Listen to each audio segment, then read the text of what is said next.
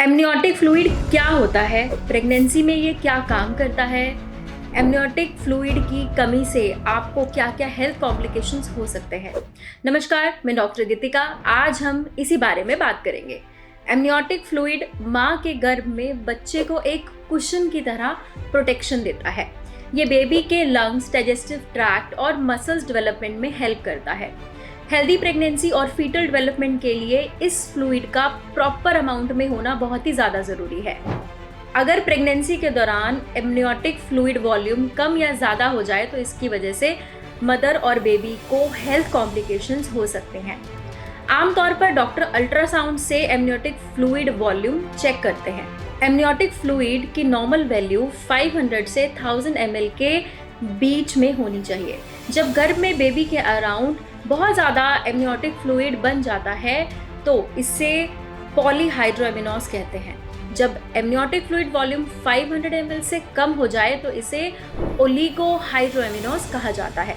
Pregnancy के last 3 months में इसके कम होने के चांसेस ज़्यादा हो जाते हैं। इसी की कमी से प्री मैच्योर बर्थ, एबॉर्शंस या फिर death of child at birth जैसे कॉम्प्लिकेशन, जिसे स्टिल बर्थ कहा जाता है, ऐसी कॉम्प्लिकेशन नॉर्मली पाई जाती हैं। इन सब कॉम्प्लिकेशन के बाद अगर डिलीवरी नॉर्मल होती भी है तो जन्म के बाद ही बच्चे को कई हेल्थ प्रॉब्लम्स देखने को मिल सकते हैं। साथ ही high blood pressure, diabetes, pre eclampsia जैसी बीमारियां ओलिगोहाइड्रोएमिनोस का नतीजा हो सकता है। ओलिगोहाइड्रोएमिनोस से जूझ रही किसी भी प्रेग्नेंट वुमेन को काफ़ी टेक केयर की ज़रूरत होती है।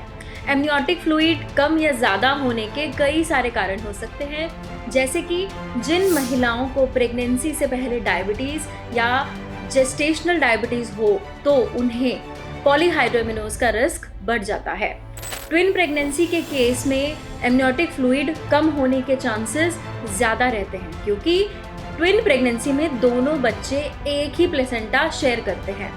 इसमें हो सकता है कि एक बेबी को कम एमनियोटिक फ्लूइड मिले और दूसरे को ज़्यादा। लेबर पेन शुरू होने से पहले एमनियोटिक फ्लूइड की लीकेज स्टार्ट होने पर पानी की कमी हो जाती है। डिलीवरी डेट नज़दीक आने पर ऐसा हो सकता है।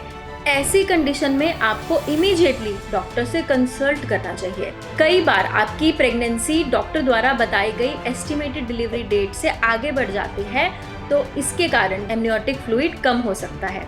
Viral infections, foetal anaemia, kidney और हार्ट प्रॉब्लम्स में भी एमनियोटिक फ्लूइड बहुत ही ज़्यादा बढ़ जाता है। प्रेगनेंसी में अगर एमनियोटिक फ्लूइड वॉल्यूम कम या ज़्यादा हो जाए तो प्रीटर्म लेबर भी हो सकता है। एमनियोटिक थैली जल्दी फट सकती है, प्लेसेंटा एब्रप्ट हो सकता है और पेट में ही बेबी की डेथ का रिस्क बढ़ जाता है। इसलिए प्रेगनेंसी में डॉक्टर आपको अल्ट्रासाउंड करवाने के लिए कहते हैं, क्योंकि अल्ट्रासाउंड स्कैन से हम आपको और आपके बच्चे दोनों को मॉनिटर करते हैं। प्रेगनेंसी में रेगुलर मॉनिटरिंग से डॉक्टर्स को एमनियोटिक फ्लूइड वॉल्यूम का एग्जैक्ट आइडिया हो जाता है।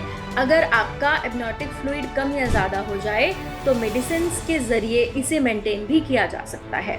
ज़्यादा जानकारी के लिए आप नीचे दिए गए नंबर्स पर कॉल करके हमारे डॉक्टर से बात कर सकते हैं या फिर अपने नज़दीकी शुद्धि क्लिनिक्स और हिम्स हॉस्पिटल में विजिट भी कर सकते हैं। प्रेगनेंसी से रिलेटेड ऐसी और वीडियोस देखने के लिए हमारे चैनल्स को सब्सक्राइब कर लें। मिलते हैं नेक्स्ट वीडियो में, तब तक के लिए धन्यवाद। अगर आप भी हैं इनफर्टिलिटी से परेशान तो जल्द ही अपने नजदीकी शुद्धि क्लिनिक्स या हिम्स हॉस्पिटल में संपर्क करें।